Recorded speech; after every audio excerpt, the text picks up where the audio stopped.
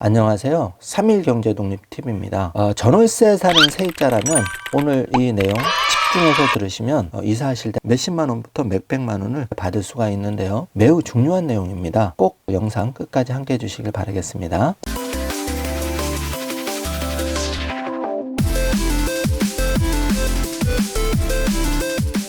자, 그럼 바로 시작합니다. 우리가 전월세를 살면서 관리비를 내는데요. 이 관리비에 내가 이사 나갈 때 집주인한테 꼭 받아야 되는 돈이 포함되어 있다는 사실 알고 계십니까? 바로 장기수선 충당금인데요. 이 내용을 모르셔서 몇십만 원부터 몇백만 원을 못 받고 그냥 나가셨던 분이 많습니다. 그런데 혹시라도 못 받으셨다면 이 시효가 10년이기 때문에 지금이라도 받아내시길 바라겠습니다. 지난해 아파트 관리비가 5년 전과 비교해서 12% 상승한 것으로 조사가 됐는데요. 한국소비자단체협의회 물가감시센터에서는 아파트 관리비를 조사한 결과 2015년 평방제곱미터당 월평균 2,104원이었던 관리비가 지난해 2,350원까지 올랐다고 합니다. 이미 여러분이 많이 체감을 하고 계시죠? 소비자 물가 상승률 5.42%의 2배인 11.7%나 상승한 건데요. 만약 전월세를 살고 있는 세입자라면 꼭 알고 챙겨야 하는 관리비 항목이 있는데 바로 집주인에게 환급을 받을 수 있는 장기수선 충당금입니다.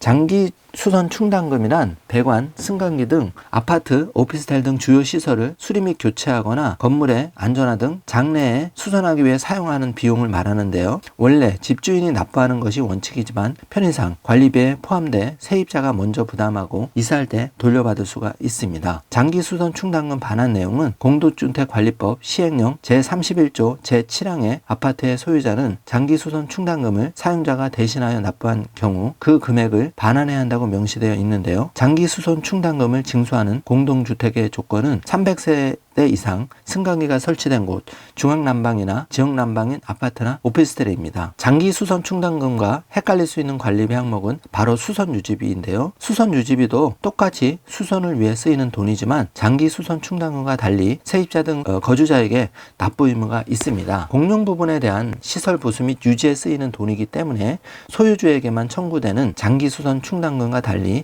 집주인이든 세입자든 실제 거주하는 이에게 청구되는 돈인데요. 주로 전구교체, 공용, 냉난방 시설, 청소비용, 수질검사비용 등이 수선 유지비로 청구가 됩니다. 장기 수선 충당금 환급이 이제 궁금할 텐데요.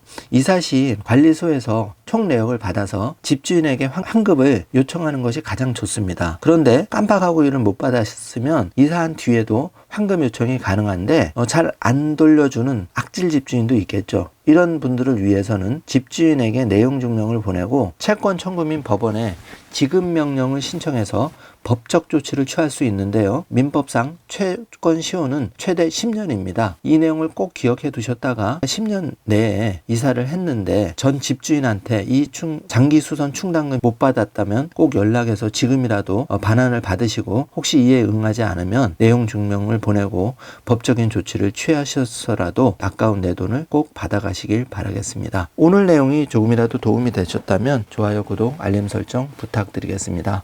영상 시청해 주셔서 감사합니다.